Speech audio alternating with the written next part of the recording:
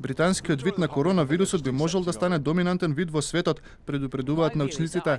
Британската експертка Шерон Пикок вели дека најголем проблем кај оваа мутација, која веќе е потврдена во повеќе од 50 држави, е нејзиното брзо ширење. Верзијата за прв пат се појави во Британија во септември и е главната причина за строгиот карантин кој е воведен во државата. Ќе престанеме да се грижиме само тогаш кога вирусот поради мутации ќе престане да биде вирулентен. Но гледајќи во иднината, се чини дека ќе го имаме овој проблем уште долг период. Според мене и во следните 10 години ќе имаме проблеми со COVID-19. Вели британскиот микробиолог за BBC.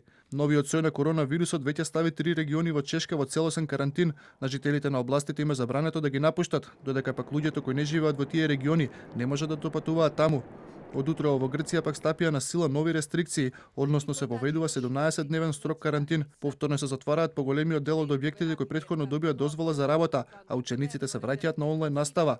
Движењето на граѓаните, како изминативе 3 месеци, е само со претходно испратена SMS порака.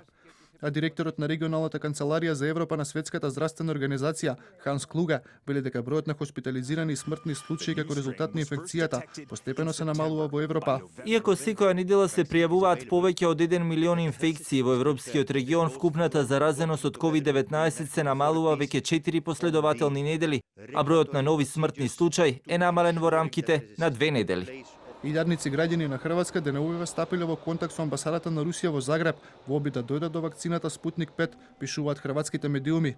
Граѓаните, меѓу кои има и руски државјани кои живеат во Хрватска, се интересирале за тоа дали може да се вакцинираат во руската амбасада или пак дали може таму да се купи вакцината. У Хрватскoj je ukupno cijepljeno 61.000